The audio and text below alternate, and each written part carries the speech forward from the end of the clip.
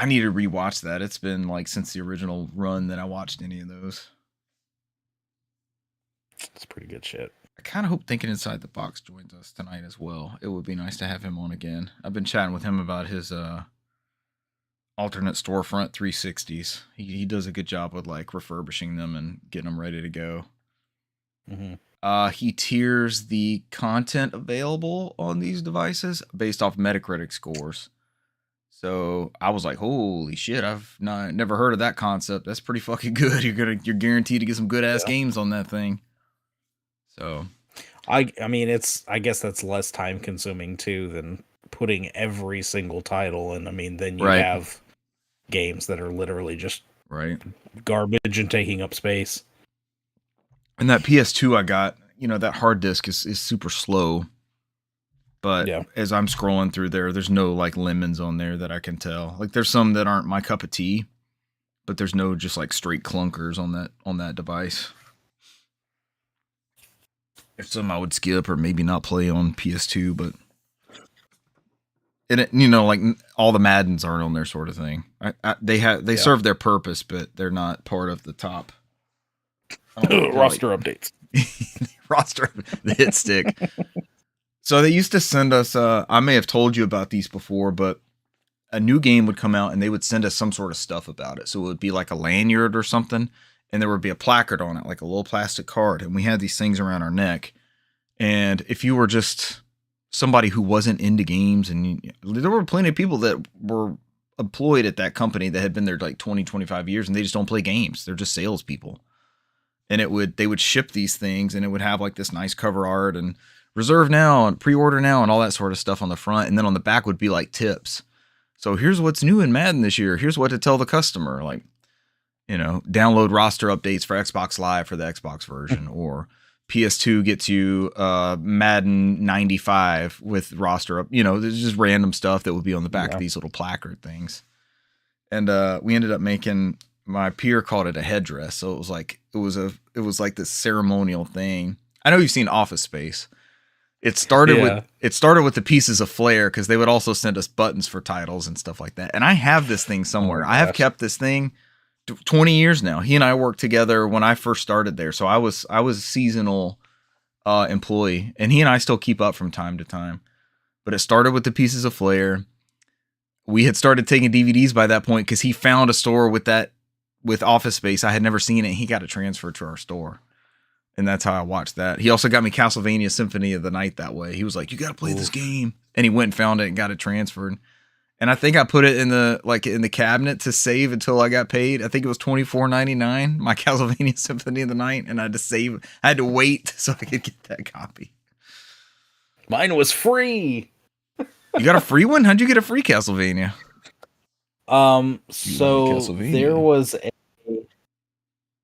I guess it was one of my sister's friends that lived up the road, or maybe an ex-boyfriend or something, had left this, and I've still got it back there, a soft CD case, and it almost looks like, or at least made me think of Dreamcast. But I opened it up, and it had Symphony of the Night. Oh gosh, what all did it have in it? Oh, like a portable CD case, like the little binder, little mini binder thing. It had Symphony of the Night in it. It had, I know if I'll see it. I think it. Yeah, it had Twisted Metal 2, Tomb Raider.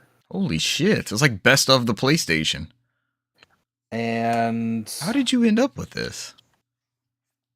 Trying to remember if there was anything. Oh, there was one other. Is it over here? Need for Speed, Need for Speed 3, Hot Pursuit. That is one of my favorite racing games of all time. And it even had the. I had since taken it out and put it in a. It doesn't have all of the art or anything, but it did have the art. It had the booklet. Yeah. It did have the booklet in there. I was like, yeah, that's going in a CD case. I fucking love that game. Slow down. So it had it had some bangers in there. God. And Yeah, that's the Symphony Binder the of Night was one of Dreams. those. I was like, as a kid, I just would start playing it over and over and over because I'd get to a point and get stuck and just like, okay, I'll just start it over. Yeah. But it was See if I can find my way out of this just thing. such an amazing game. That's a hell of a binder. That Yeah, was a good pickup. Let me grab it. The Binder of Dreams. Thank you for joining us, whoever is here already. With us on this recording. Yeah. The Binder of Dreams. Look at it. Yep, I know those wallets. I have a couple sitting around. All the little videos that me and friend of the show Joel and Jay used to make are all on. Oh, is that a Dreamcast thing? I think so. Are there too many swirls? That's what it looks like. Yeah, it had all the swirls on it. It doesn't have a name. You said Dreamcast, and I was like, I've never seen a Dreamcast binder, but let's go with it. It had a bunch of PS1 games in it. That checks out. Didn't have a name, but had a number. Are we calling that number live on air? My Dreamcast burned games are. Your backups for your legitimate copies, so you don't risk scraping them up. Yeah, because I always backed them up, and you don't want to wear out your legitimate discs. No, you do not. What do the eBay listings say? They're like some scratches from use on a CD-ROM, some scratches from being played. It's not how it works. They don't get scratches in the machine. It's a laser. It's not a destructive media. I know. I love how they try and Mother 3 mentioned on Nintendo.com. I saw that. I saw that Wario announcement. It's a weird thing. I mean, there are ways to play Mother 3 these days, right? Oh yeah. So yeah, it trips me up when you go to the certain games retailer and they're always like, "Do you want to buy the protection on the disc?" It's like, no. Nope. It's a Blu-ray disc. These new Blu-ray discs have a special coating. They don't usually get scratched unless you do something extreme. Yep. The first thing we did when we got Blu-rays in was start sliding them around on the floor. Mm-hmm. Tiger Woods PGA Tour 07, I think. Started sliding them around. And I myself am particularly careful with all my disc media. Yeah, I think the last time I was in that establishment and purchased said discs, I even mentioned, like, I've got Commodore 64 games that are still functional. Don't worry about me. I'm good. Don't you worry. I'll take it. If it works now, it's going to work forever. Yeah.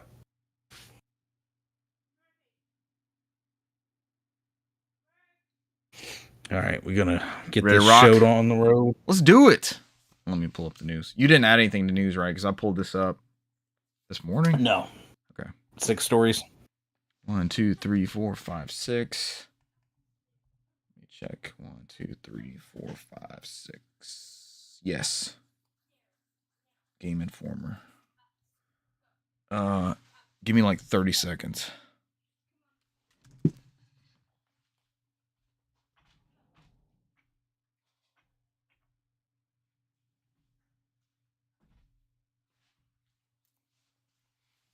Oh, shit.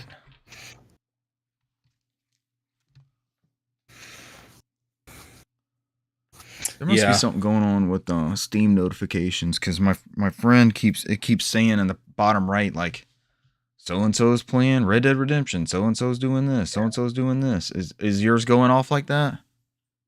It's annoying, and I don't even have Steam up. Like, where are these notifications coming from? Is it catching up? Maybe. Possibly. I don't even have Steam running. All right, you ready to do this thing? Yeah, even though I just realized I did show phone number live on the show. Probably doesn't connect to the same place. I'm about to say it's a 20-something-year-old phone number. I doubt that person still has that number. That was probably an old landline. Yes. Forever ago. We did not accidentally dox someone you don't even know, so we're clear. That's a random. Let's say there was not even a name attached to it, so there's nothing to benefit from this. Nothing.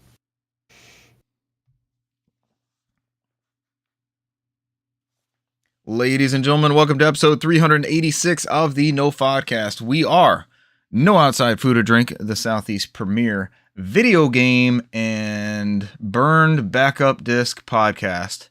That's right. If you have optical media, these things are out of date. They're not letting us buy these games anymore.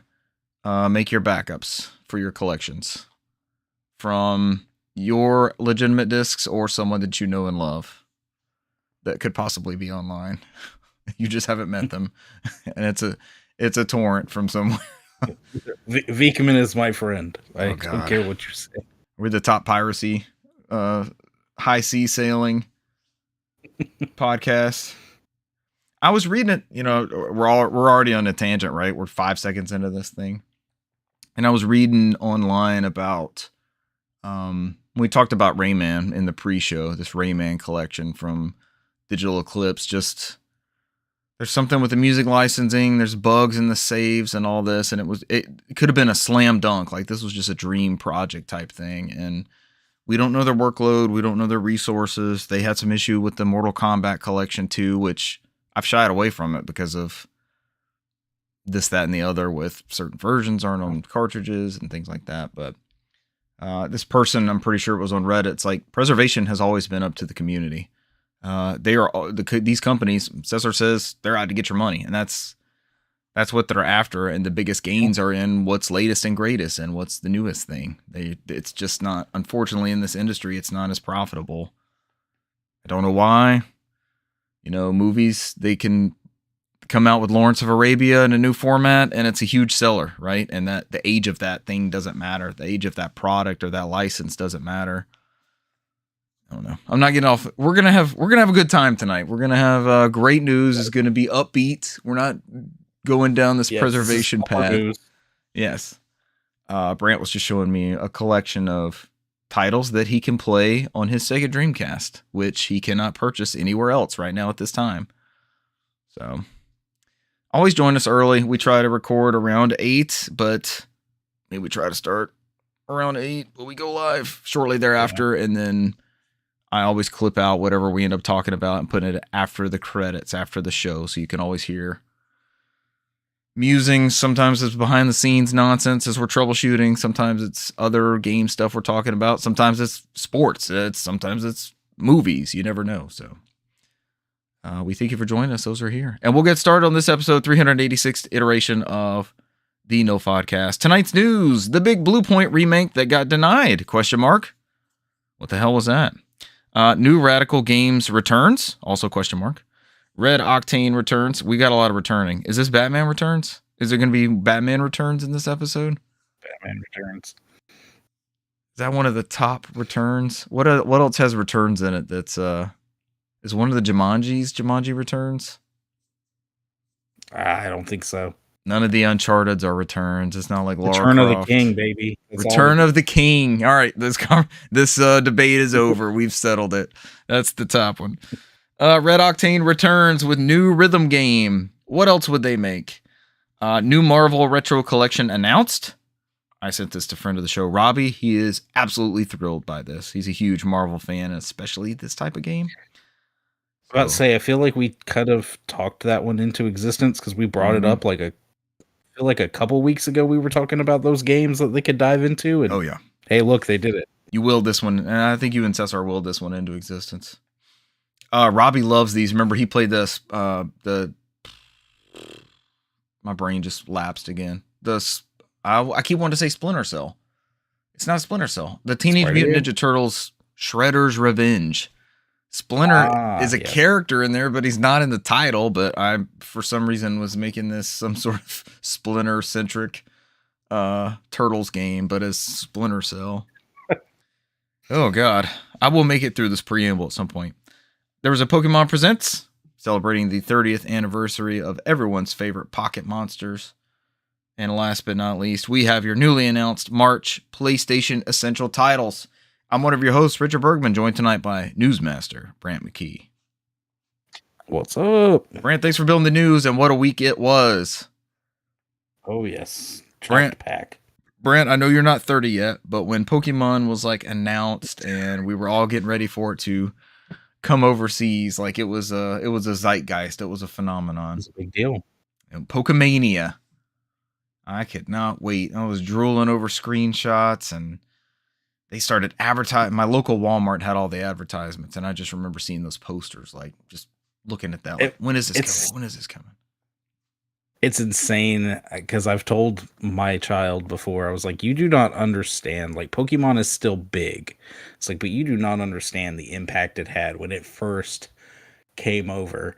And the fact that it was everywhere, and you had to have the games, and then the trading cards blew up, and kids were getting in trouble for taking them to school, and churches were talking. There were certain churches out there that were talking about, oh, don't let your children play those Pokemans. That's devil worship, and like it was so crazy the world we lived in. 30th anniversary. And it was everywhere. You're right. It was the TV show. It was the games. It was cereal, movies, cards. Toys. Yeah. Yep. They were everywhere. And I was 10ish, and I was just soaking up every bit of it. Yeah, I was 10. It was peak, like 4th, 5th grade. It hit just right. And then there's 2 of them. Mm-hmm. I have a brother. We get 2 versions of the cartridge, and we're trading back and forth like crazy, and going to Media Play to do the Mew trick where the guy pulls the trading cord out of the Game Boy just in time so that you both have it. It was awesome, man. I don't want to put this in the recording. Yes, I've never aired this publicly before. I don't even know if for the show Mark's Night is aware of this. The only time I have ever peeked at a Christmas gift under the tree was peeling off. Ooh. You like that? This is a huge breaking news moment, because I saw the box, right? There's 2 boxes under there, and I wasn't spoiled for anything because we were gung-ho for this, and I think I wanted blue. I think at the time I wanted blue, but I peeled it back just enough. I'm about to say, just looking at those boxes, you already knew. You're like, those are Game Boy games. Oh, it's undeniable. You pick it up, you feel it. You're like, oh, it's a Game Boy game for sure. You had to know. And he got one too. Little Richard. There's 2 of them under the tree. He got one too. There's 2 of them. Man, back to Splinter Cell, man. I'm pretty sure I middle of the night. I army crawled in there, and I. Did I pull it back? This was a stealth. I knew it was wrong at the time. Like, you know, it's kids are curious like that. But I pulled back a corner of it somehow and saw the red and was like, first off, it wasn't the one I wanted, but it was just the relief of like, oh my God, I'm getting this. This thing's going to be in my hands. And that was enough. I just got the Steam thing again. It's distracting. Any other? I guess we can get there with our own. We're kind of going through Pokemon memories though. Yeah. I remember getting the Charizard card from that same Media Play where I traded for Mew. I got Pokemon cards there. And I remember opening my pack and seeing Charizard in there. I still have that. I still have that red Pokemon box, the one I opened early on Christmas and peeked and saw. And my brother's blue box is in there. He didn't want to hold on to that, so I've got that too. I've got my original red and blue boxes. I wish I would have saved those other ones. You never know at that time. Hindsight, yeah. I sold a sealed copy of. What's that? I said I don't know why I didn't. Obviously, I saved red and blue. I don't know why I didn't save gold and silver and crystal. Things happen. You move. You might have bought it pre-owned. You know, stuff just happens. I sold a sealed copy of Super Smash Brothers for 64 12 years ago for pennies of what it's worth now, and you just can't it is what it is at the time, right?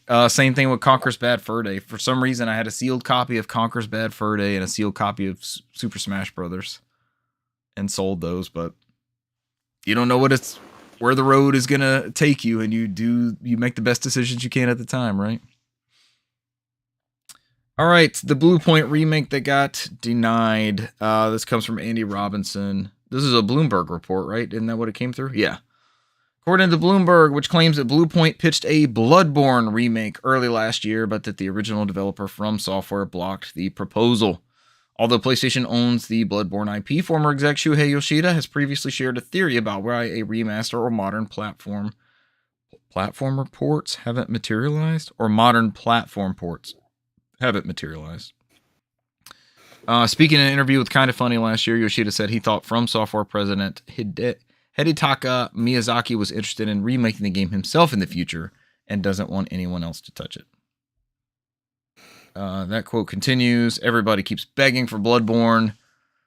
It doesn't look like Blue Point will be handling that.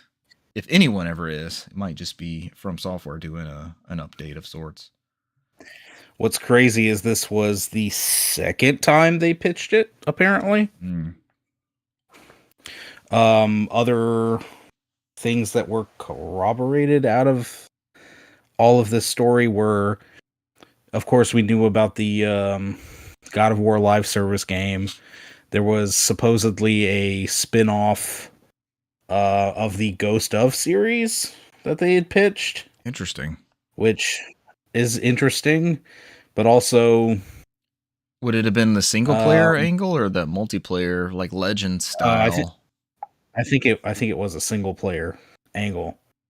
But, I mean, obviously, Sucker Punch is still developing games in that universe, so maybe they don't want another studio monkeying around with what they're creating over there. And then the last one that I know was for sure something they pitched was a remake / remaster of their already remaster of Shadow of the Colossus. But this one would have included cut content from the original game.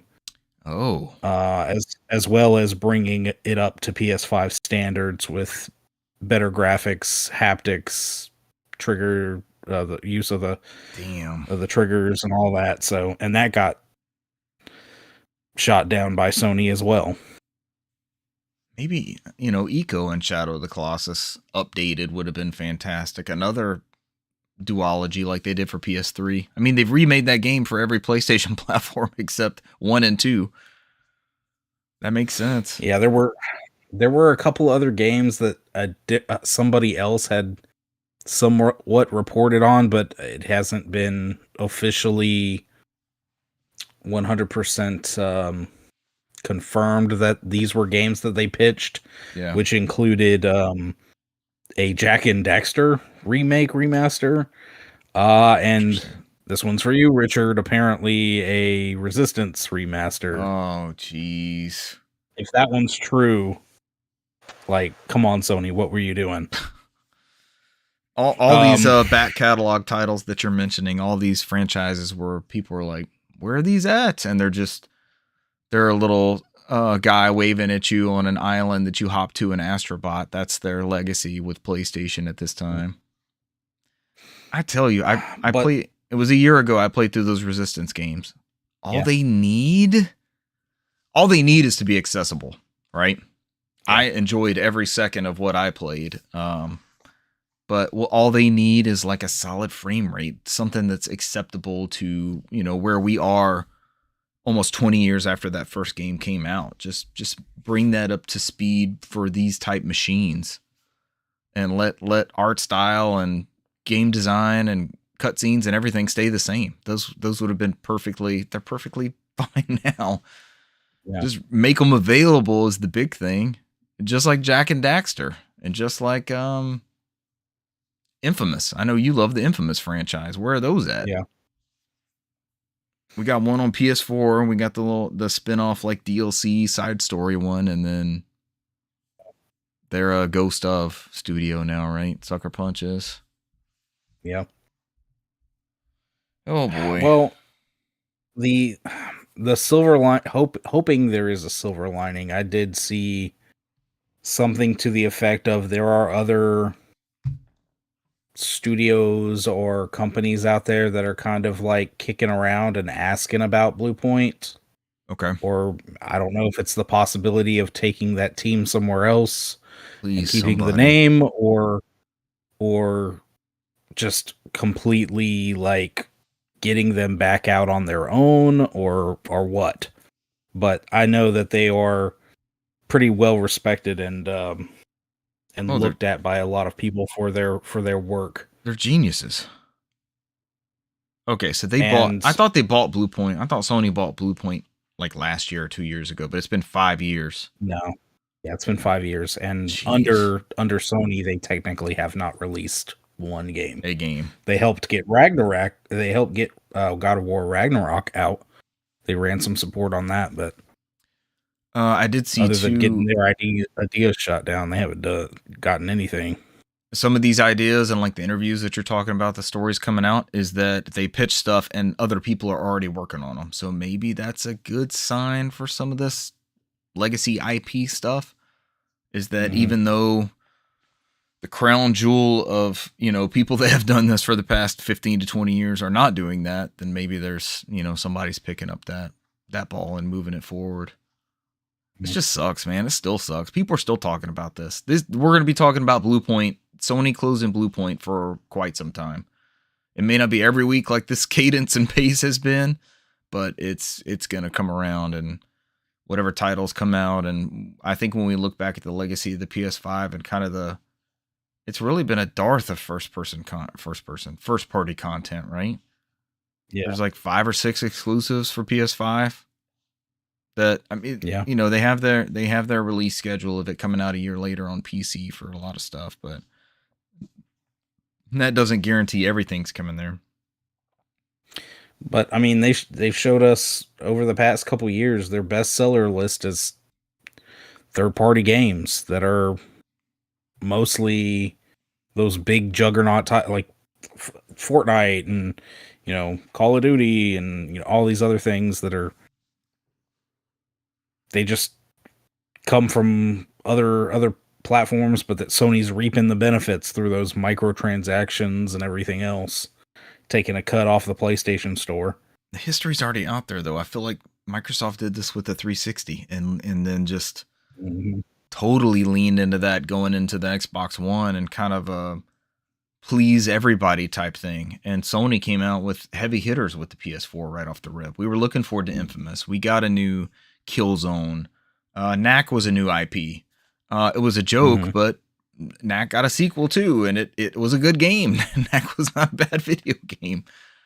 And then on the Xbox side, you had like Dead Rising 3 and Rise, Son of Rome, which are both good video games. I think we would take more of those type games now. But when you were comparing those launch lineups and all of like FIFAs and Call of Duties and Battlefields and all that looking and performing better on PS4, it was kind of a rough start for Xbox there. But they did hedge so much on the third parties, and we like to say we know where everything's going, but it just, we don't know. And this PS5 is the most successful PlayStation yet. They haven't needed these big. Yeah, this is that's a part that frustrates me. This is their most successful generation so far, and but yet they won't let Blue Point be Blue Point. Basically, your most talented niche developer, because I don't lump Insomniac and Sucker Punch and so the big one I'm missing one in there. Naughty Dog. I don't lump them in the same way anymore, because we used to get a title from them every year. We used to get a new Jak and Daxter. We used to get a new Sly Cooper. We used to get a new Uncharted. We got 3 Uncharteds in one generation. How many native PS5 Uncharteds do we have? And this is year 5.5. That was November of 2020. So we're closing in on 5.5 years. We don't have a native new Uncharted. That's like, he's the poster boy of PlayStation, essentially. And he's a waving Astrobot character on an island that you jump over to and collect, and that's it aggravates me. Just that lack of first party content in them. It's working for them, so why would they change their business model? and then you see a Blue Point like gamers. I consider us. I don't know. I think this is industry wide. The fallout of this move, stuff like this, coupled with RAM prices driving things up, and it just we did get a high point. We did get in that state of play was like nonstop AA tier games, right? Like $40 games, $50 consumable single player titles, and just unique stuff. Like it would have been this side of indie, but now it's now it's filling in that AA space and stuff. A Kenna sequel. Who would have thought we could have got a Kenna sequel? So maybe we're trending in the right direction, and then we get news like this, and it's just like, damn it. And I'm not even a Bloodborne fan, but I know people clamor for Bloodborne. That would have been sweet. Hey, maybe From Software didn't want it to be a PlayStation exclusive, and this lines up, and now they're going to bring them over, and they put this thing on everything, which is the dream scenario. Hey, cool. We actually think you guys can do it. We want it on Switch 2, PC, Xbox, and PlayStation, and you're the ones to do it. So, wait, but Bloodborne, what was that in the article? Yeah, PlayStation owns the Bloodborne IP. Yeah. So they would have to be fine. Likely would stay, or they'd be the ones to decide if it went multi-platform. Hey, we fired up that Marathon Server Slam, and it had PlayStation Game Studios at the beginning of that, followed by Bungie, which is a huge acquisition for PlayStation. I don't know. Time will tell. We're not going to be down. We're not a negative show. Give me some good news, Brant. What's that next bit of good news? We have New Radical Games being resurrected. Who is New Radical Games, you ask? Is this for like Free Radical? Is this the Time Splitters guys and gals? No, these guys worked on hits such as The Simpsons Hit and Run and Prototype. Oh, see, Prototype. I didn't give Prototype a fair shake back in the day because I lumped it in as a good game. I lumped it in as like an infamous wannabe in a wrong category. Like, yeah, you know how Pixar and DreamWorks would come out with a similar concept around the same time, and it's like, that's not Finding Nemo. You might have Will Smith voicing that fish, but that's not. No, I know the fish movie I'm gonna watch, and I did that in an unfair manner for that. And there's 2 Prototype games, and for all I know and have heard and read, they're fantastic games. So that was my own ignorance. Played them back in the day, and then there's a PS4 collection. Yeah, PS4. I need to get that, which but is I think it's really expensive. It's kind of pricey. Yeah, I think you can buy it digitally a lot cheaper. But yeah, I think I waited too long on that one. Physical copies gotten up there. Much like it's probably like $60 or $70, but I was looking at that Darksiders, the War Mastered or whatever they call that one, the first game. Or monster. I get lost in these. You know what I'm talking about. It's Darksiders for PS4. War Mastered. It's that one's gone up there in price. Yeah. For that re-release. I would play Prototype. These are the type games we're all looking for. And these are the type games. These are the type games I'm enjoying on Steam Deck right now. I love these type of titles on Steam Deck. They're perfect for it. Especially that generation. What else did they make, Brant? Penny Arcade Adventure? Oh, they turned into Hothead, or part of them turned into Hothead. Yeah. So they were founded in 1991 in Vancouver, acquired by Vivendi in 2005, and then by Activision in 2008. And then by the end of 2013, they'd basically closed and been kind of moved around in Activision, as Activision does. Just reallocates people towards support. However, the studio appears to have been resurrected as New Radical Games, with Ian Wilkerson as CEO and Tim Benson as COO. Wilkinson was one of Radical Entertainment's co-founders.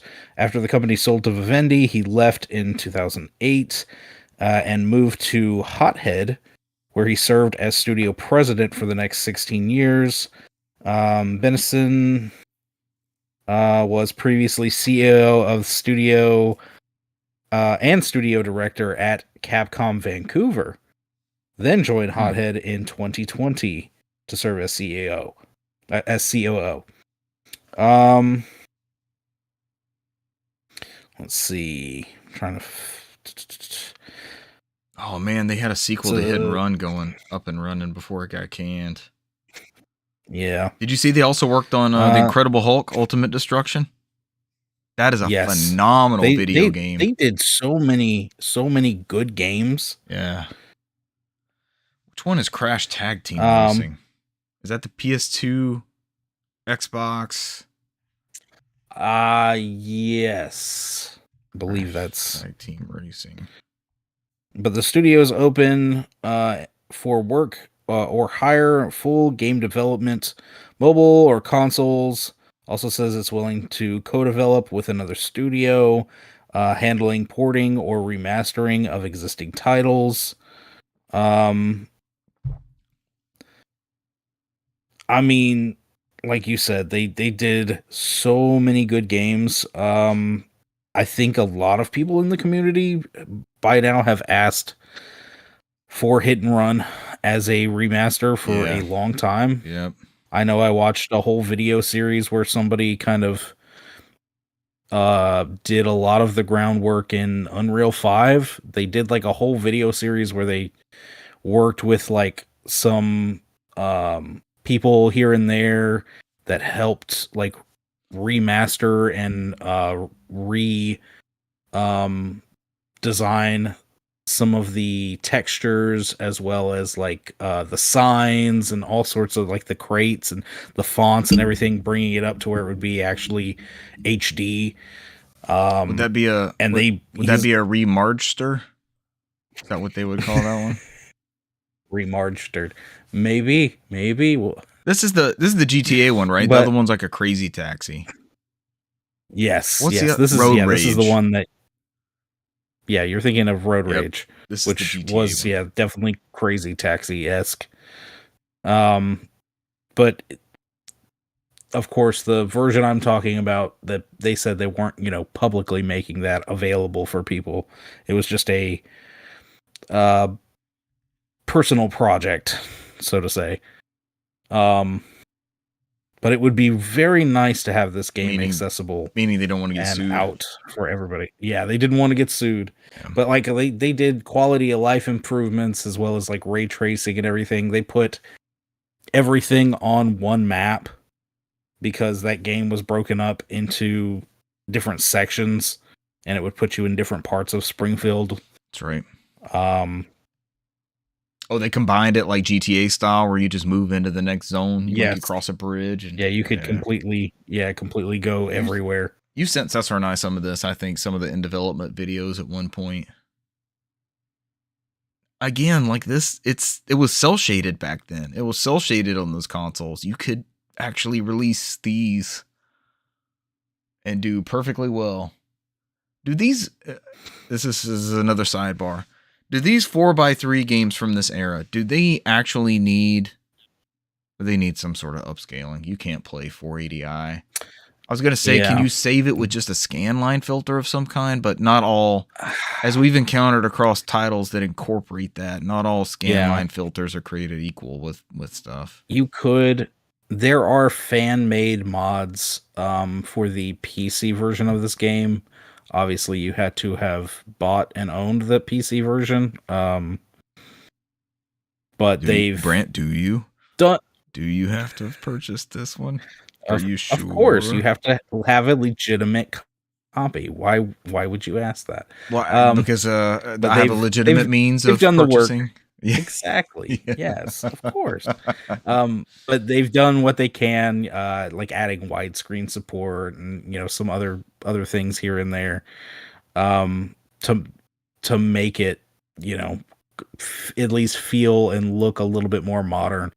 But yeah, I would love to see a full remaster, and even just for the hell of it, include the retro filters mode and all that stuff.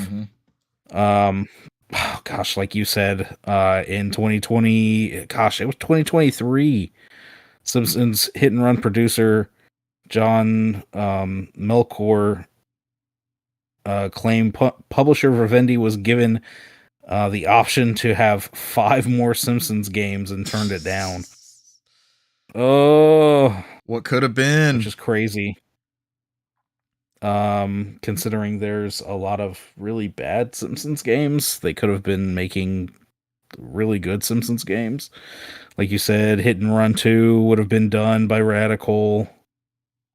There was a medieval Simpsons game. That's interesting. That Matt Groening pitched. Yeah, that was the interesting part of that. So, Simpsons Hit and Run I have on Xbox and GameCube, and I have Simpsons Road Rage on PS2 and Xbox. And those were the 2 big ones, right? Like most recent big ones. And then the Simpsons movie for PS3 and 360, which is a very good game. My kids like playing that co-op. I also have one of those awful Bart's, was it Bart's Adventure or something for NES? Bart and the Circus Simpsons Mutants. Simpsons Wrestling for PS1 is notoriously terrible. Is it bad? I don't think I've ever seen Simpsons Wrestling. Oh my gosh. Look it up. It is notoriously bad. Like the arcade game is actually pretty decent. Yeah, it's a good beat. There's a lot. Yeah, there are a lot of subpar to bad Simpsons games. But yes, hopefully Radical Entertainment there does the Lord's work as remasters go. Yeah. But continuing with our resurrection, Red Octane returns. Yes. What do they make? I feel like I bought a plastic instrument from them. They've got a spiritual successor to Guitar Hero, surprise, surprise, the games that they previously made, called Stage Tour. This looks good. This immediately looks good. And the big news is new instruments. They just recently, I think it was last week, toward the end of the week, they shared a trailer that, shows the game, little tidbits of it. It says now in active development, plan on releasing it later this year, holiday 2026. According to the studio, Stage Tour will be a long-term platform created in conjunction with the community and will continue to evolve with the following its release. Featuring new instruments as well as controllers and keyboard compatibility for those who don't want to buy those instrument peripherals. Why wouldn't you not want to buy them? If you have a decent keyboard and you get like a MIDI adapter or something, that might be suitable. But of course, this comes along with partnerships again with Gibson, Epiphone, Kramer. Wait, is that right? Those are all guitar companies, right? Correct me if I'm wrong. And let's see, Stage Tour is a love letter to the Rhythm Games, Red Octane Games head studio Simon. Ebger. I think is his name. I need to see the quote. Ebbiger. Let's go with Ebbiger. Ebbiger. Yeah. We want Stage Tour to feel familiar and authentic, but also fresh, utilizing modern technology to connect. Oh no, I just hit the video. Authentic, fresh, utilizing modern technologies to connect gamers with the music they love and enjoy. They love and enjoy a platform that evolves and grows over time. And that's the big part of this, right? Is like, what does this platform look like? What does this release schedule look like for songs or song packs or whatever, subscription model, whatever they end up deciding to do with this? I was about to say, we've seen pretty much all of the classic late Rock Band games, as well as all of the late Guitar Hero games go the way of being delisted and all of that DLC and all that, everything being gone, with what was Rock Band 4 was the last one. But recently there has been resurgence and some surprisingly on like Fortnite and some other platforms. They've got Guitar Hero esque games and things going. We talked, was that last week or the week before, about Cracked, the company Cracked, with all their different guitars that they've been coming to market with. And I need that PlayStation 1 to drop in price a little bit more. It works on PS3. I, for one, please. Yes. I, for one, am super excited because I loved those games. Those were a good time. Great little, either by yourself or when, once they introduced all the other instruments, good little party games and things like that too. You could just have fun. There's been, all right, and it's going to support bass, microphone, keyboards, and basically like Rock Band, right? Like the full experience. Yeah. There's been some talk online about how the graphics look. Did you ever play this game for like what was happening in the background and stuff? I was about to say, like, what do you people cares want? About the graph? I'm staring at that lane of buttons flying towards my face. To me, it was very nostalgic. It looked like Guitar Hero. Yeah. Yeah. This is what I want back. So do they want like realistic stage and all this pyrotechnics or whatever else going on, and super graphic fidelity and ray tracing while you're just trying to watch the lanes and keep up with the rhythm? Like, what are you talking about? Yeah, it looks great, and I can't wait to see more. And they showed off, if this is rough, like they showed off in progress. It's in development. And, they said in development, and if people push back, and this is why people don't show stuff anymore. This is why we don't get those sneak peeks and stuff. Is because the internet turns everything into this big dramatic thing. Like, what are you actually doing? We're waiting until those buttons all turn like that blue silver color, and we tilt the controller and we go off. That's all we need. Are you saying the PS2 games are worse because the people look stiff in the background and they're moving around and like even the Beatles one was really done well. Yeah. And that was Wii and PS3 and 360. Like I don't know. I'm not coming for graphical prowess here. Even just something in the background is fine. I don't know that I would need a whole lot of anything. Well, part of the experience is like when you're doing well and everybody's going crazy in the crowd, and then if you're bombing, they're booing and stuff. So there is an element to that, but it doesn't have to be anything special. We're not talking hyper realized motion capture people and stuff. Just have some people back there moving around. It'd be just fine. Right. You're looking at the wrong thing. I'm personally very excited about this. My family of 4, I think we have the right age and the right people to like fully outfit your family. 4. Yeah, they were tearing up. What was it? The SingStar stuff. Oh my God, we were all into SingStar there for a couple of months, and it's just been time keeping us from doing it again. I think we would dive right back into it again. And I've got, I have some old instruments, and you really just run into compatibility. Like we have the consoles, we have the games. It's you can have a wired guitar for 360. That's probably the best alternative. But if you don't have one of the dongles, the Bluetooth dongles for PS3, you're hosed. You're out of luck. And the guitars got expensive. You used to be able to find them at Goodwill for $3 or $4 a piece, but then they got expensive. And the dongle, if you need it, is $80 or $90 just for that thing by itself. So having a resurgence and an availability for these, and hopefully these are backwards compatible. I would love if this set worked on those old ones, those old rock bands. That would just be sweet. Like if this set works on a PS3 or 360 for like the Beatles Rock Band and some of that stuff, there was not everybody had broadband internet in this time, and you had song packs essentially. You had like the Metallica Guitar Hero, and you had Country Rock Pack 1 for Wii. You had these song pack discs that would come out. So those have kind of been lost to I think the Wii instruments are not as expensive as some of the other ones, but it'd be fun not to play the whole compatibility game. Like you looked at those two cracked guitar models and is trying to figure out, okay, this one works with PC, PS4, PS5, PS3. This one works with PC, Xbox, not 360. Like, what's your play here? Yeah.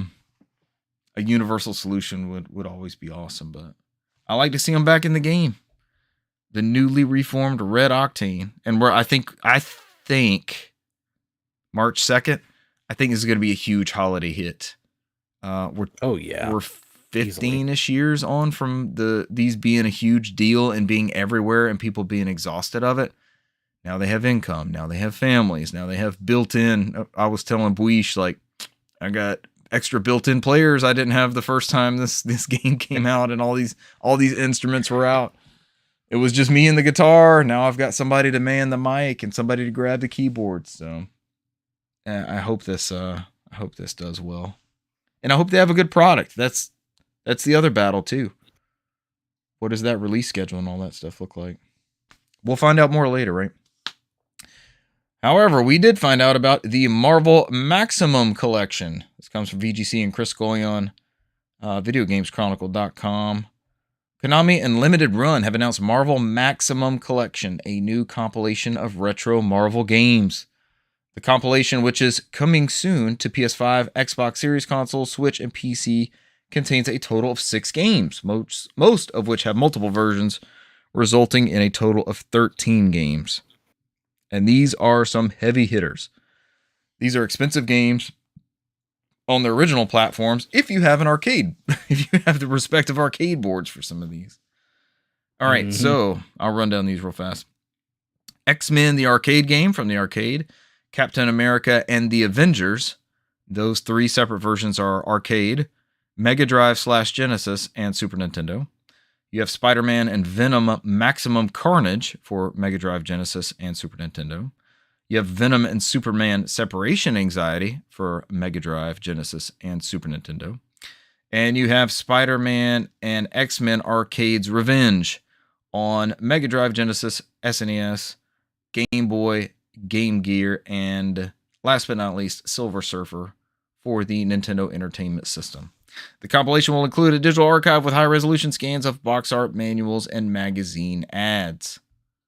And then this VGC article breaks down kind of each one and some things about it.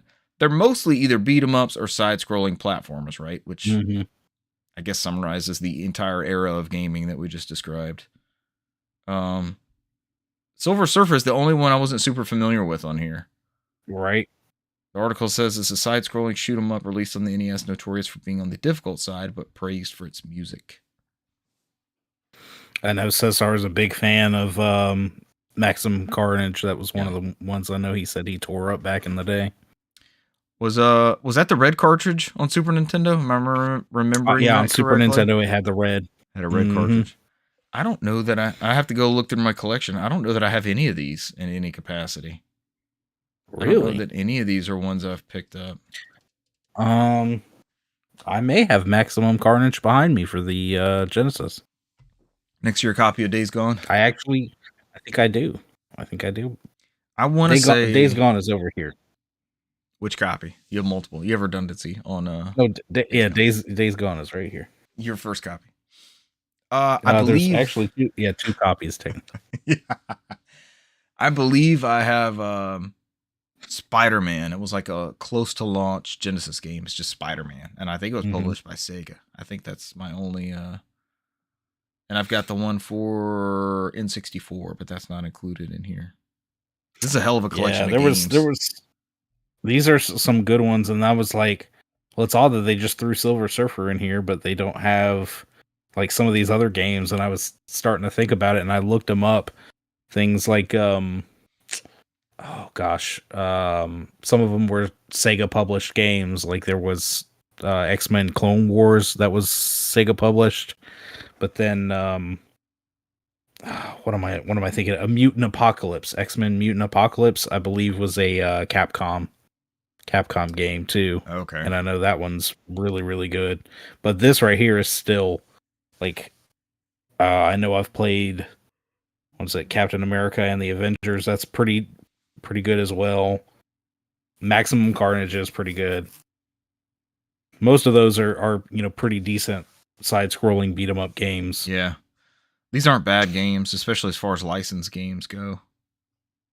And like you said, a lot of them a little pricey now, so it's good to have these they're going to be a lot more accessible.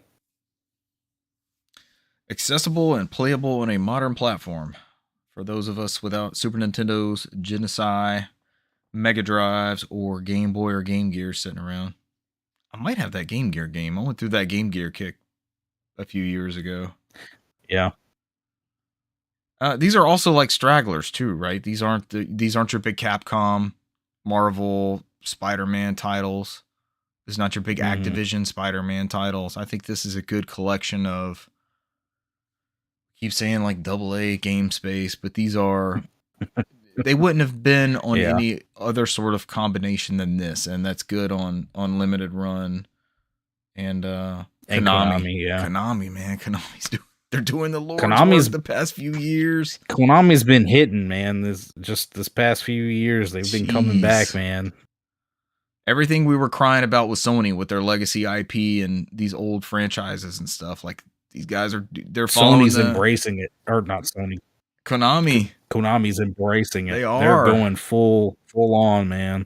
They're following that Capcom and Square model. We always talk about how well they do with these re-releases. You can play that first Mega Man game, or Mega Man 1 through 6, or Mega Man X 1 through 3, which used to be $900 on Super Nintendo. You can play those everywhere now, and they've been doing that since like the PS2 days. So I love to see stuff like this. That will be a good collection. Hopefully it's available other places outside of Limited Run. I'm not a huge fan of ordering from them. It says coming soon. So what does that mean? How far out is this? I'm about to say they may do a bigger a print run, or have it available multiple places. But I'm sure the collaboration with Limited Run is specifically for the Limited Run logo there and the Carbon engine. Because that compatibility with that emulation that they've got going on over there is very, very good. It is. This is a Carbon engine game too, right? Didn't they announce that? Wasn't that in the splash screen on the? Yeah, I thought so. Good stuff. All right, that's good news. Are we going to continue with good news? Yes, we are. Pokemon. Good news.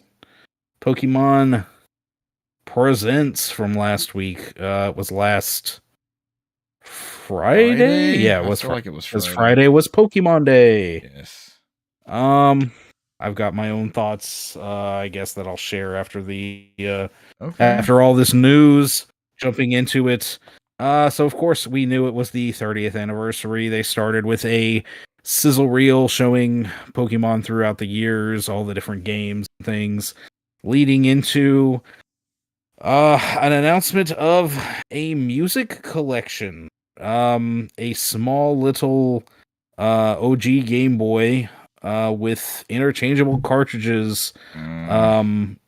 45 cartridges to be exact. Gotta catch them all. To be its own standalone music player, hit clips style. I love how somebody always, like, it didn't take very long to people start going, that's hit clips. We got that reference from back in the day.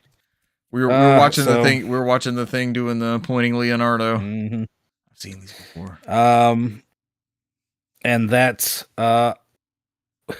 would be available later on the day of the show, and of course immediately sold out. It was retailed for $69.99, and of course is now doubled to tripled in price on the secondhand market. No thanks.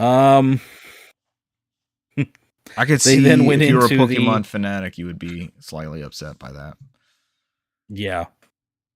Then they went into the Pokemon World Championships experience for 2026, showing off the World's Championship competition being held in San Francisco, August 28th through the 30th.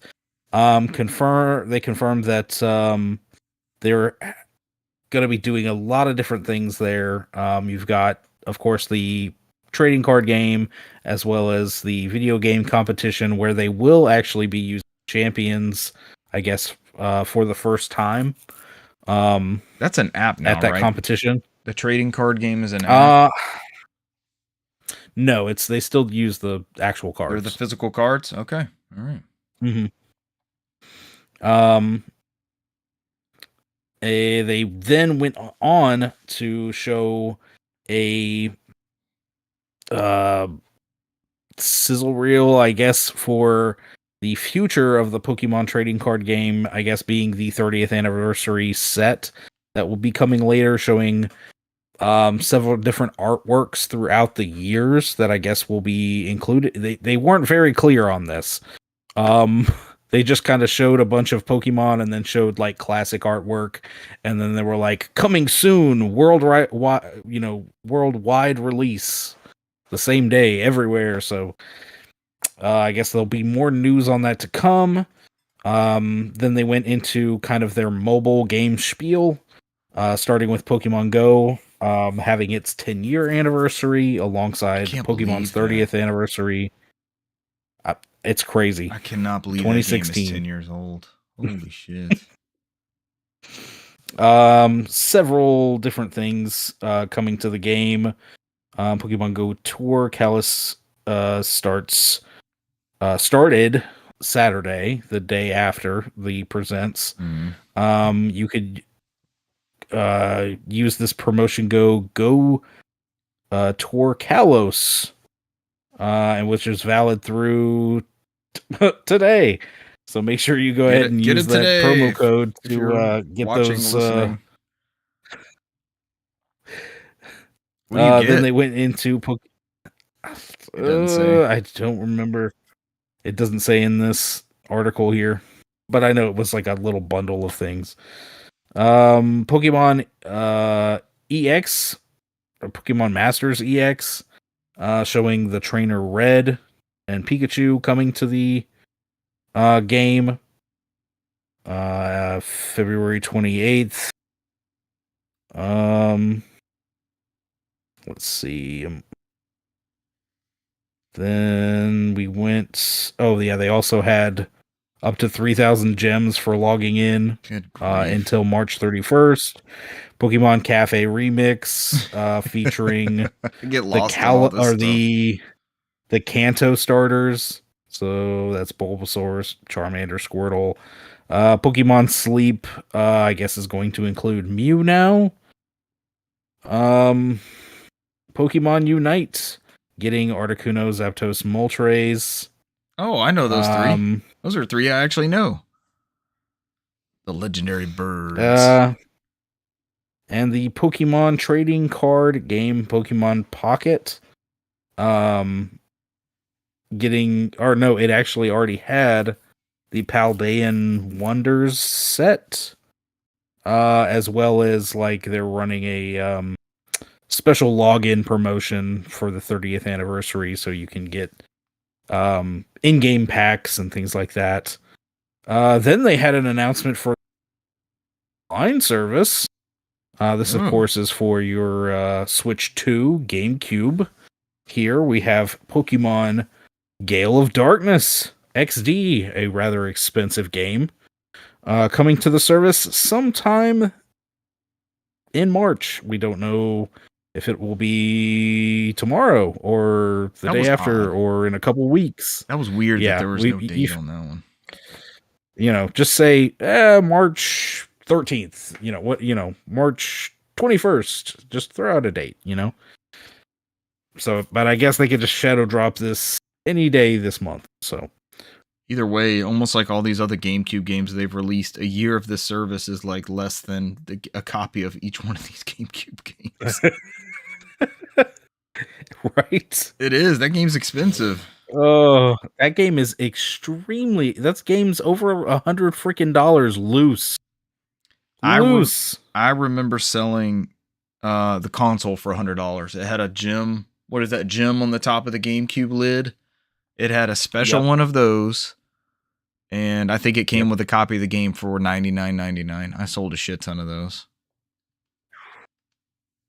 That's $100 back then. Brand new GameCube and that Pokemon game. GameCubes, man. And my store was like the Nintendo store. Then they brought up Pokemon Fire Red and Leaf Green, which we'd already known about being available later that day, as well as showing us the Pokemon Home integration. And then we went into they talked about the Pokemon Legends ZA Mega Dimensions DLC with a brand new mystery gift that you can claim in order to do a quest to get new Mega Evolution Mega Garchomp Z. I skipped Garchomp. that by accident. Pokemon Champions arrives in April. What is this is that? going to be the what essentially Pokemon Champions is like essentially Pokemon Stadium. Okay. But this is the one that's going to be like on Switch 2, mobile as well.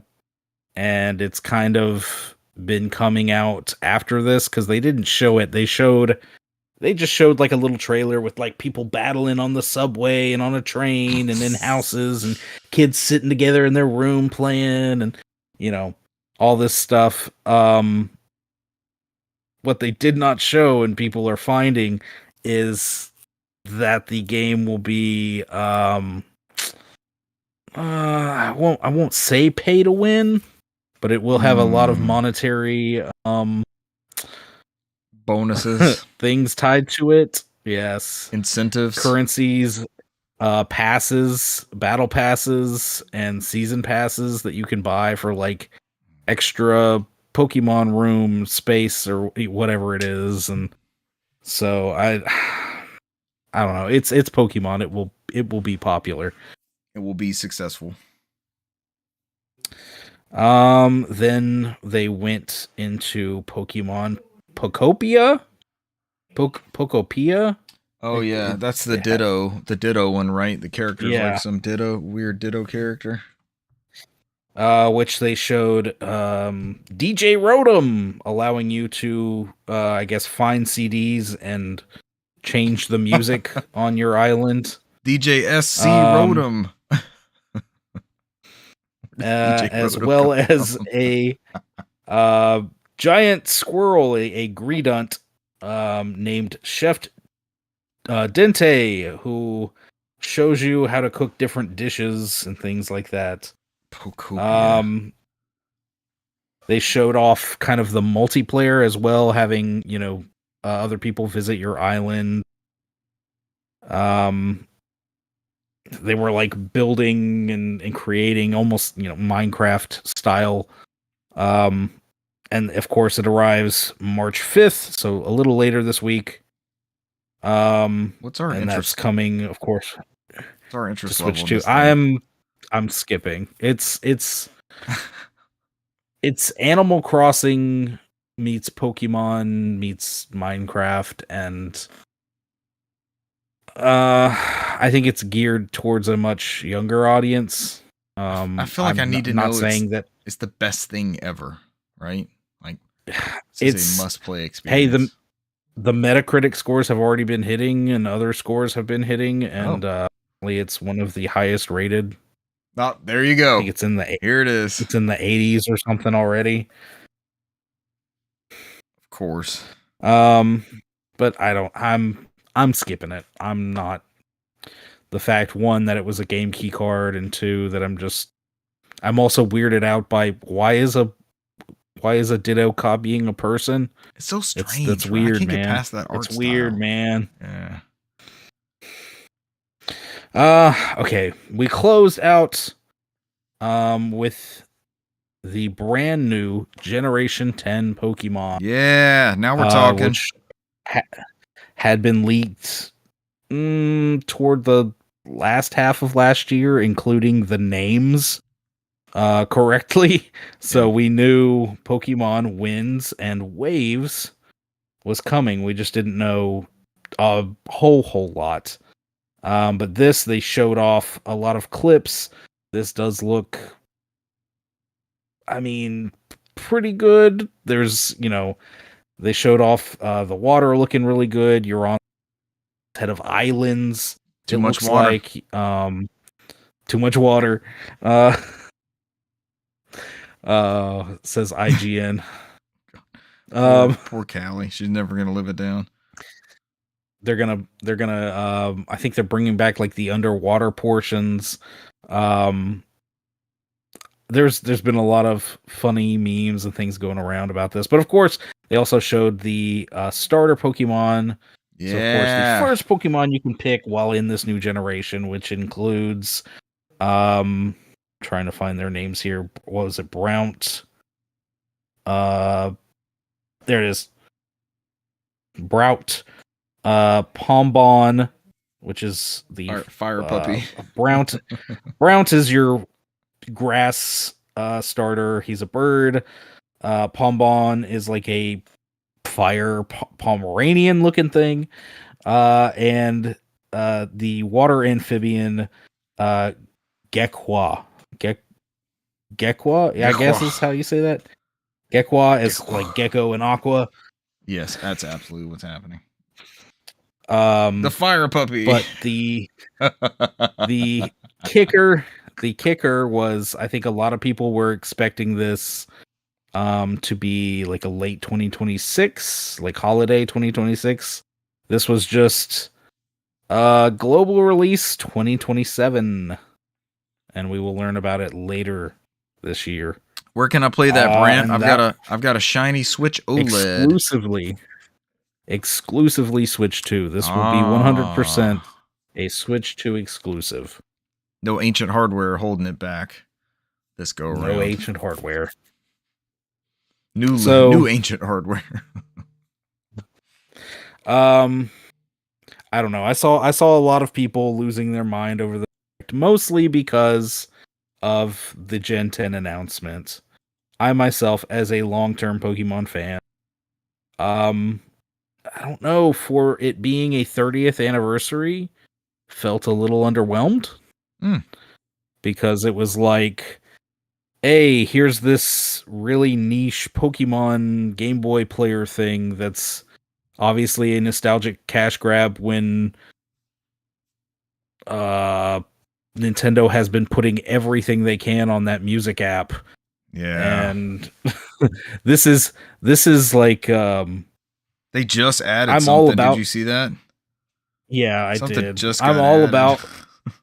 I'm all about like the analog experience, but this is like some very annoying analog experience because you've got 45 of these little tiny cartridge things with these weird tiny little connectors on the bottom of them. And it's like, man, you get this thing to basically put it on the shelf and go, look, I have that. Yeah. Like you're not taking that out of the box and keeping all 45 cartridges in like a case or I don't know. I'm MIDI, like, what is that? MIDI cartridges. When all those songs will fit on 1 to 2 minute clips of a song. Yeah. Well, a Game Boy cartridge was probably what? 256 kilobytes. It wasn't even a megabyte, right? There was no way those games were on a meg. No, it wasn't. Yeah, I like this 10th generation. Winds and Waves looks awesome to me. I think Winds and Waves does look very good. Yeah. I know I had talked about last week, like they had already announced Fire Red, Leaf Green. They'd already announced a lot of the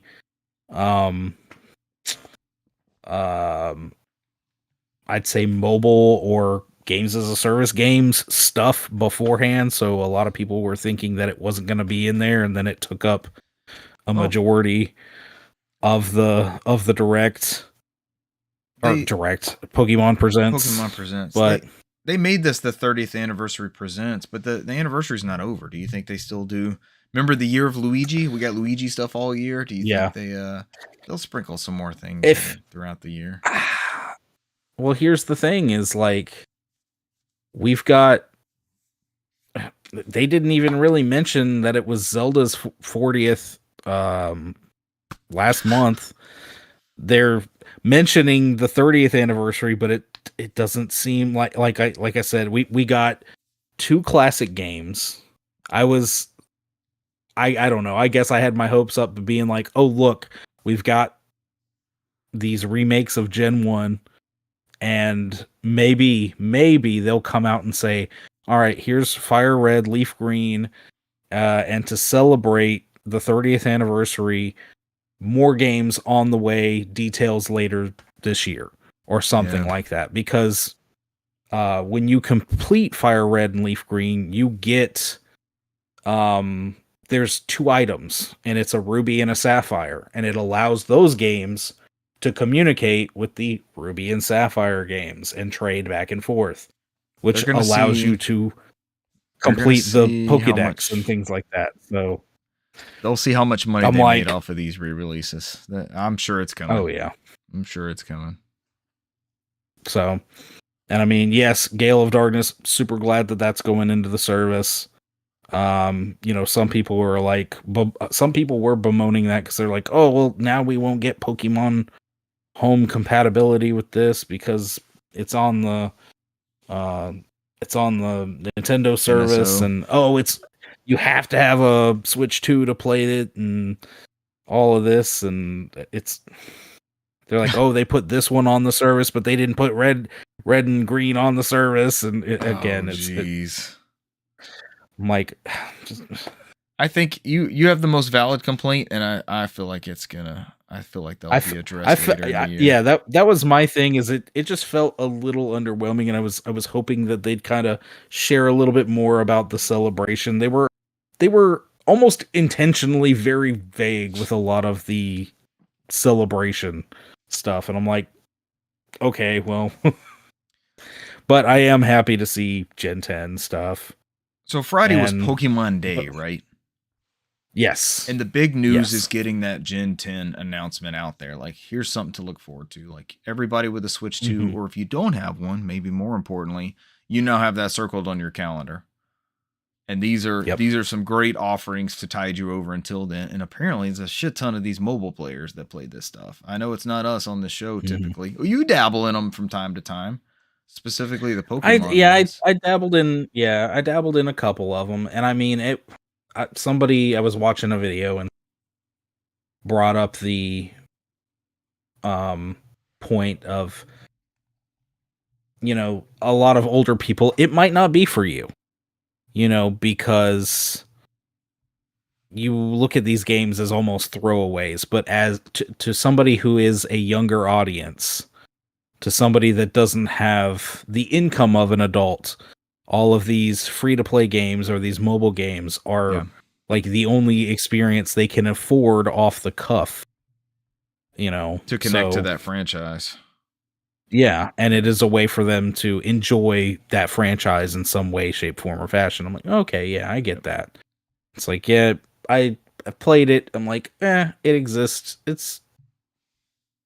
It is what it is, but like, it's not for me. But somebody out there is enjoying it, so that's completely fine. And Nintendo as a company, as a brand, Pokemon company, they want you to keep that stuff. They want to, mind share is the term. They want to make sure you don't forget that that's relevant. So that counts for a lot too. Yeah. I was trying to finally settle the Buish thing of which one did he get, but I have to do like 2-factor thing, so I'm not messing with that. All right, so that was your 30th anniversary Pokemon Presents. Last but not least, if I can get back to my article in time, we have your PlayStation Plus monthly games for March. Those are going to be available right now. I'm sorry, tomorrow. They'll be available tomorrow as of this recording, March 3rd. Tomorrow. You're going to get PGA Tour 2K25 for PS5. You're going to get Monster Hunter Rise for PS5 and PS4, alongside Slime Rancher 2 for PS5, which I think they gave us Slime Rancher 1 at some point, I feel like. Yeah. Alongside the Elder Scrolls Online Gold Road Collection for PS5 and PS4. And that is it. Those are your games. Something for everybody, but maybe nothing for me. Maybe I'll dabble in the PGA Tour. Friend of the show, Mark. We could all download Monster Hunter Rise. Yeah, we could play the Give it another go. I'll give Rize a go before I will Elder Scrolls Online. Friend of the show, Mark's Knight, and I played that probably 5 or 6 years ago. I don't know. Maybe it's time to check back in on it. And we had a solid afternoon with it, but that was pretty much it. I was like, okay. Yeah. We see what this thing desire is. To go back. Nothing about it was nearly as compelling as one of their full offerings. All right, that's it for news, huh? That is it. It ended up being a heavy news episode. I wouldn't have thought that just looking at it, but there were some deep dives in there. Games played and acquired. I will be brief. Young Brant, I think you have a lot more to catch us up on. I did get in some Minecraft with my kids. They're like, Dad, we haven't played Minecraft in a while, so here we go. It works out well. They're both in their iPads. I have that on the Xbox because I play it through Game Pass still while I have Game Pass. And I just like to dig. That hasn't changed. And every once in a while, I found something cool. And I found something cool this time, and they were very excited. It's a lush cave, like it's this big open area with plants and greenery and rare materials and things for them. They like the gaminess of Minecraft, like building stuff and crafting things and defending against mobs. I can't even tell you what they are because I stay mining. I'm carving out things nonstop. That's what's interesting to me. And in there, exploration. It is. That's what it is. Because it's fun. Because I enjoy the satisfaction of just holding down that trigger button and using my pickaxe and like mining stuff. And then you occasionally find something, and it's like a rush of, finding like good loot in a war zone or something like that. Yeah. And so they were super thrilled that I found this cave, and then we're exploring the cave, and then it was time to eat, and we saved the world and left. So that's also the joy of it, is just kind of the pick up and play and drop nature of that. They wanted to start over, but I was like, no, I was digging in that other one. We built all those. I don't craft anything. So like it gets dark when you're mining. So they build the torches, and they come put torches down. So it's lit for me so I can look around. They build all the pickaxes. It's not an axe, Dad. They build all the pickaxes, and they upgrade those. So if we find like diamonds, then I get a nice one, and it doesn't break as fast. And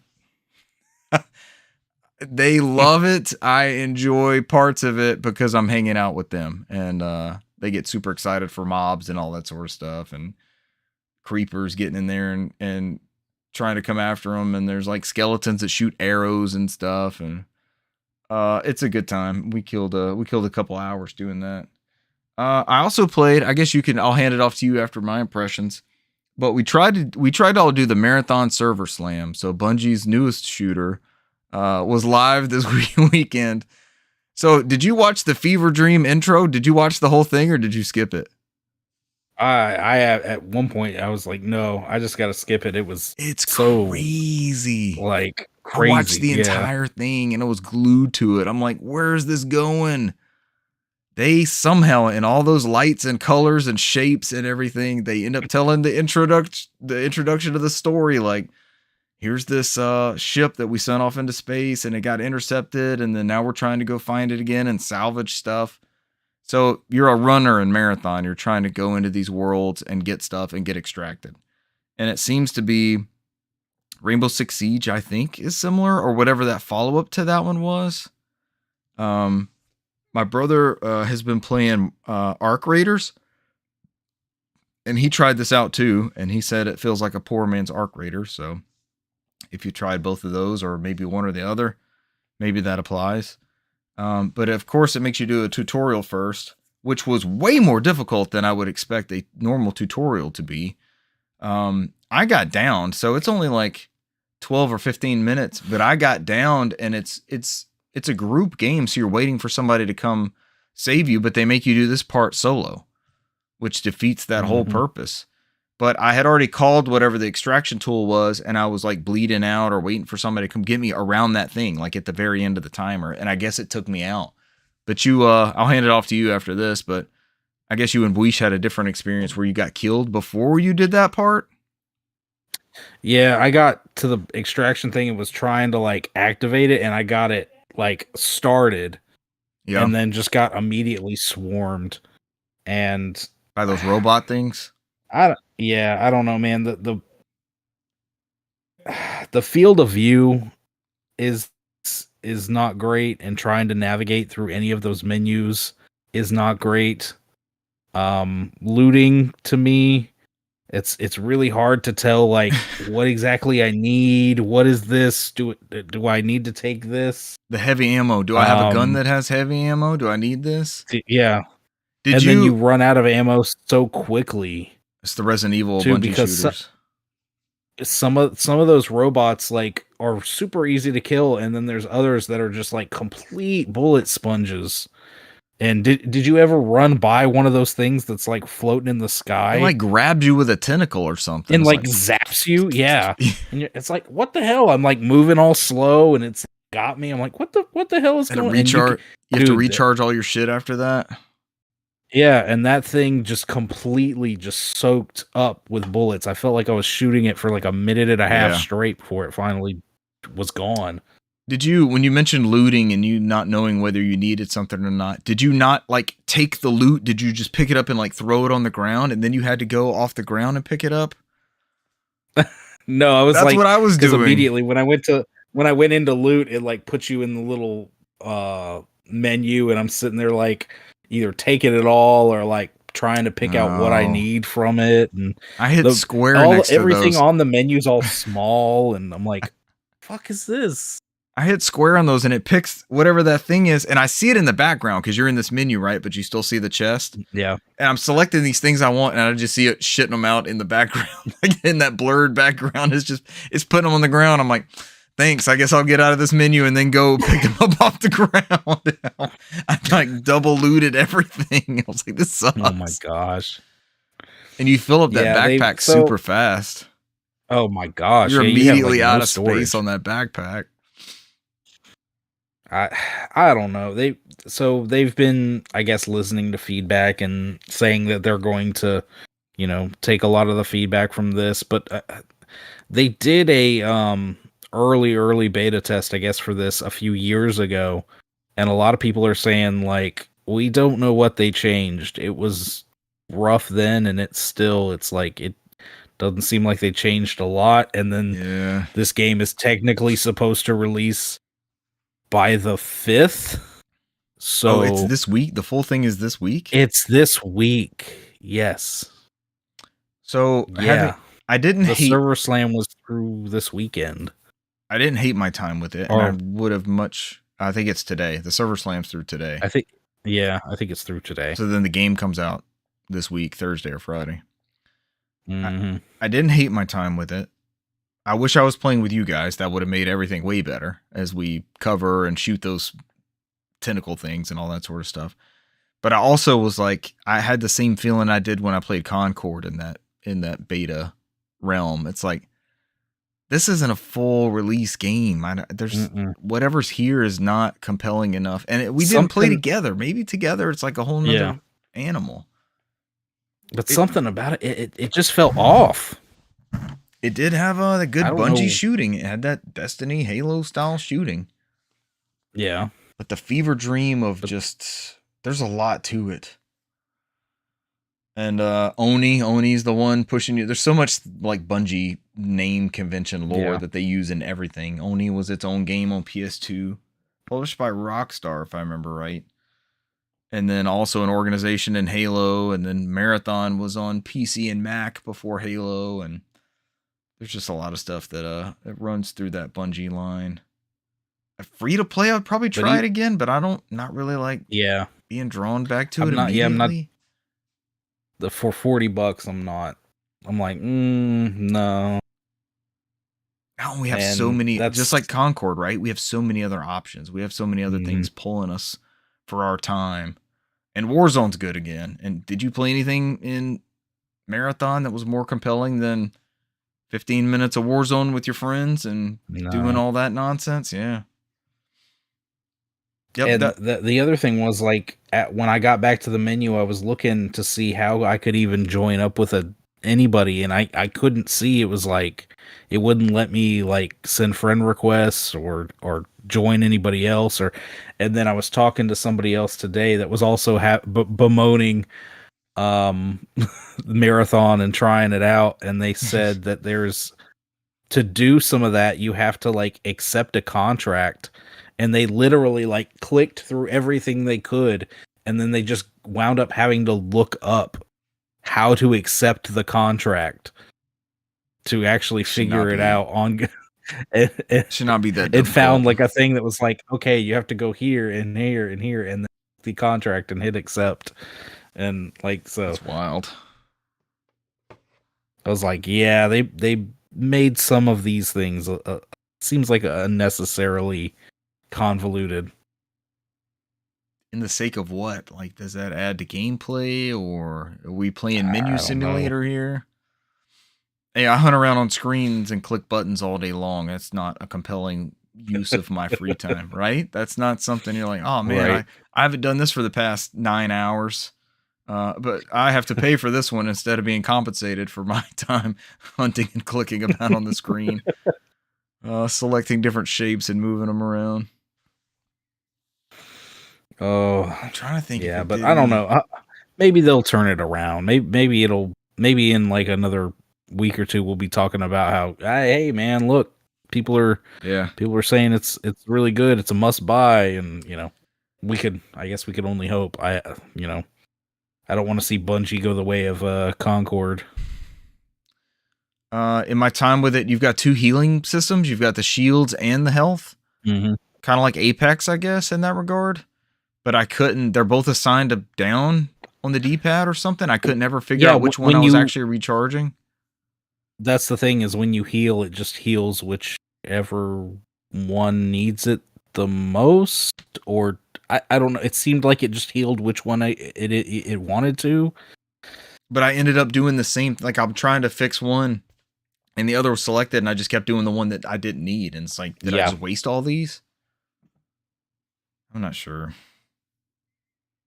It was not as... Destiny was a hell of a compelling open beta, and I remember people raving about that, and I had high hopes for the game going in after that. But it turns out when you played that open beta and that brief time they let you go to the moon as well, you'd played half the game at that point before like the expansions and stuff on that OG Destiny, which is still up on PS3. Those servers are still up for Destiny on PS3. Really? That might be an interesting like drop back stream. Pop in Destiny for the PS3 and play it. Curiosity's sake, right? That's it for me, Brant. Played Minecraft with the kids and tried the Marathon Server Slam solo, which that's never my ideal way to play games. I did not play with my friends. That is my ideal way to play games. What you got? Well, I guess I'll run through these games acquired I've gotten over the past I feel like week and a half or so. Yes, acquisitions. Starting with Gal Guardians, Servants of the Dark. Ooh. So I played the first Gal Guardians.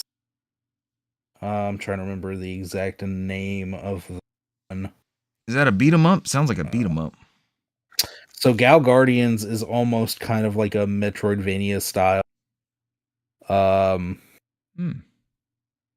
game, and it's an Inti Creates game. So I remember enjoying that first game. So I picked it up. It was it had gone on sale relatively cheap. I think these two are limited run titles. I've got Tomba 2. Ooh. I forgot that was coming out. Yep. The Evil Swine Return Special Edition for PS5. Is there any other type of swine other than evil? As well as another limited run title, Star Ocean First Departure R for the PS4. Another good one. This was another one of those that went kind of like on a random Amazon sale, and I was like, I've heard good things about it. I might as well pick it up. We have it was a limited run as well, but the studio Art of Play is the one that did this. The Phantom for PS5. Phantom. Interesting. The Phantom. You may I love that remember movie. the movie The Phantom. Yes. And then, of course, last but not least, and I'll have to tell the story about this one. Resident Evil Requiem. So I went to pick this up when it released last week, and I went to a local game store that I've talked about on this stream before. Okay. And I've usually never had a problem at that store. And always usually lucky. I've found I found my Series X there, just walked in and they had a stack of Series X's and was like, oh, okay. I'll get Walked this now. in and got the special edition as well as the Metroid Prime or Metroid Metroid Dread. Metroid Dread, that's right. Got you just it, no popped problem. in. Yeah. Walked in for this, and an employee I hadn't seen there, I think like maybe one time before, and first time I saw him there, he didn't even acknowledge my existence. He just kind of like walked around aimlessly. But this time I walked up and I start looking at stuff, and he's like, "Can I do anything for you?" I said, "Yeah.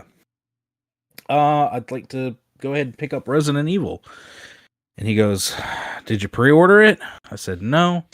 And he gives me this look like, "You got to be kidding me."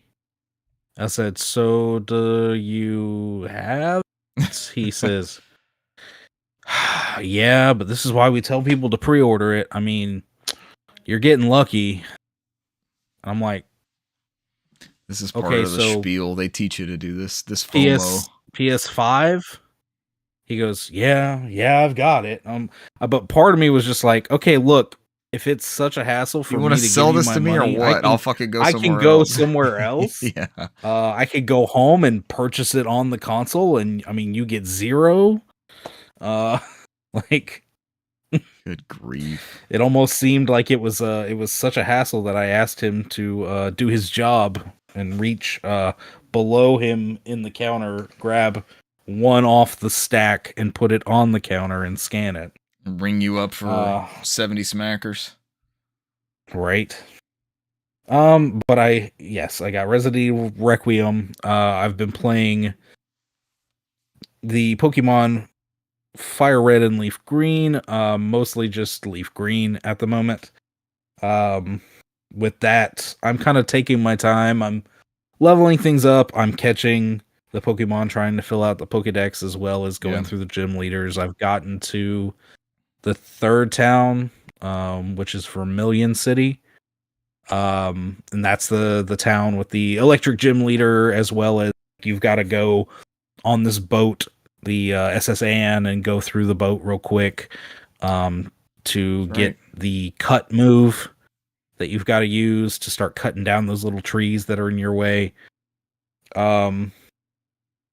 So I've just gotten to that area, progressing decently. And at some point, I know I've got to collect some of those version exclusive Pokemon so I can give them to Buish. And then because that might not be yesterday I started Resident Evil 9. Okay. And this game is everything they said it was. It is so freaking awesome. It's getting rave reviews. Actually, if you look, there's a story going around that there's one person on Steam that gave it a terrible review and wanted their money back because it was too scary. Damn. And it is a freaking terrifying game. Is it really? So are they jump scares or the dichotomy between the play styles? There's so many memes and little funny videos and things I've been seeing between Grace's gameplay and Leon's gameplay, because Grace is freaking terrified. I mean, if you play in third person with Grace because she's usually default first person, but you can change her to third person if you'd like to. They lean into the horror aspect with first person. I wanted to and keep Leon's action oriented stuff third person. I just wanted one consistent third or first across. Right. I was like, I'm gonna do third person. I kind of prefer the third person. I don't mind the first person, but I just want a consistency. Yeah. And playing only in third person, Grace, when she's getting terrified, when she's getting chased by something, she's erratically running. She's like stumbling. She's breathing heavy. If when she has her gun and you can aim at things, like there's visual shake, like the reticle is shaky because like she is freaking out of her element. That's great storytelling. She's not used to all these monsters and these crazy, just I guess zombies. Not sure what they are yet. More than zombies. Morphed monstrosities. Like one of the first ones you come across is like this pseudo really tall hulking but skinny like lady with like her lips and everything are like all recessed and back, so her teeth are kind of jut out. She's got these really like long lanky arms, and she like stalks around. It's, oh my gosh, it's crazy. And on the opposite side, you have a seasoned, older veteran Leon who now like he's investigating this other stuff that's going on as well, and like he comes across, and the very first section you play as him is like you're running through the streets, and there's like zombies kind of like coming out of the woodwork. They'll be from like in front of you, then all of a sudden they'll be behind you. And I mean, the gunplay with him, it's quick, it's precise. Immediately if they stumble, he can he can roundhouse kick them. If you're near any kind of surface, he like grabs them, kicks them, and then like smashes their head against whatever he's put them against, or he'll grab them, pull them in close, and like put the gun under their chin. And it's so visceral and crazy. There was one section I played where I guess it's where you get into the main place, because a lot of what we see with Grace and Leon at the beginning is there's like a hospital area, and then eventually I guess it moves somewhere else, at least for Leon's story from what I can tell. But in that hospital area, like there's one part where Leon walks in and everything's fine, and then everything just off, and you start getting swarmed, like a small swarm of people. And by the time I was done, there was just like there was 3 rooms that it took place in, and every room was just, there was blood everywhere. Damn. And visceral, like you said. Leon has, instead of like a knife this time, he actually carries a hatchet, which you can either freely swing, or like I said, when you stagger or knock down an enemy, you'll have like the option to do a finishing where he might finish them off with the hatchet. The hatchet does have like its own bar, to where I guess technically it's becoming dulled. As far as I can tell, it doesn't break. Like a Zelda Leon weapon? Leon very quickly can pull out a one of those like honing stones, and you just sit there and hold it for a second, and he like hones the axe real quick, and the bar goes right back up. So it just sharpens it, and you can go right back to it's so good. Leon's sections are so fun, sort of thing. Mm-hmm. So, but yeah, Grace is the typical like survival horror. You're having to sneak around. You're having to like really conserve your ammo. with Leon, it's just like pedal to the floor, go, go, go, action. I'm only maybe a couple hours in. Okay. Um, so I'm enjoying this game so far. I'm seeing a lot about people already talking like, "Oh, this is gonna be game of the year contender."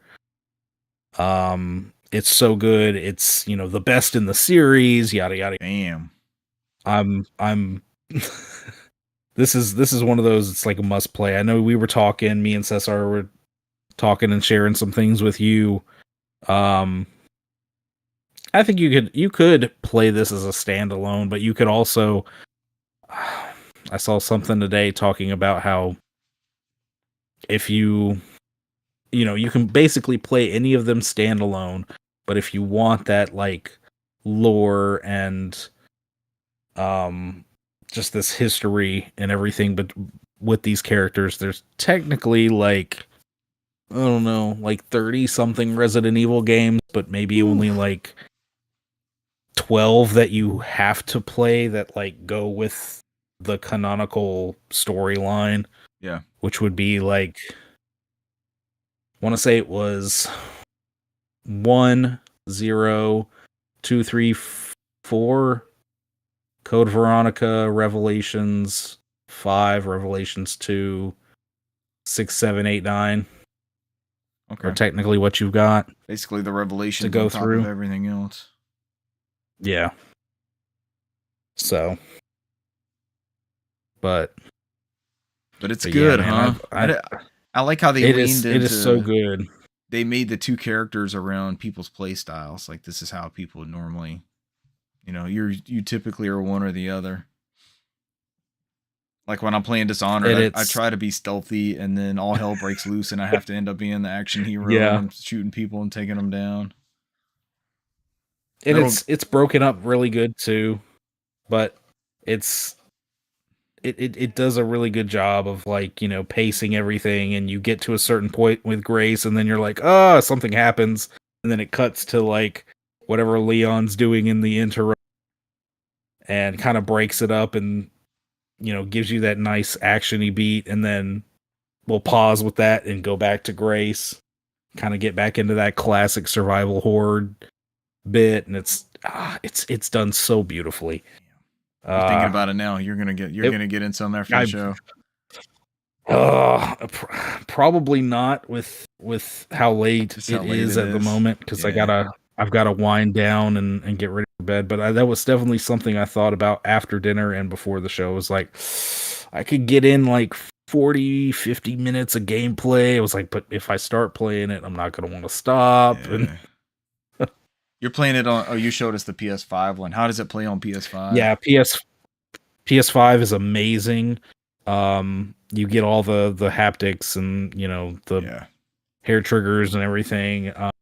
There's the very beginning, where you start off as Grace and you're like walking to this, you know, crime scene to investigate it. It's raining, so you feel the rain on the control. Oh, sweet. It's so good. Oh yeah, Cesar was mentioning in the chat that the HD Rumble on the Switch 2 was on par. He said it was really well executed on this one. Really? Yeah. That's exciting. He played a little bit of both versions, so I want to hear his comparison on those later.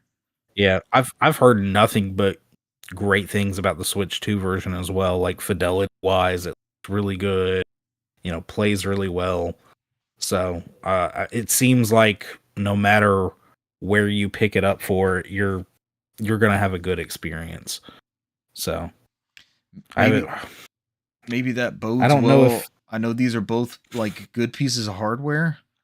Maybe that bodes well for where we're barreling into with this RAM shortage, and you know, if the AA space is going to be more playable across Steam Deck and Switch 2 and older systems like Series X and PS5. Maybe that bodes well with some of this AA stuff we see coming down the pipeline, along with well-optimized AAA games like what you're playing.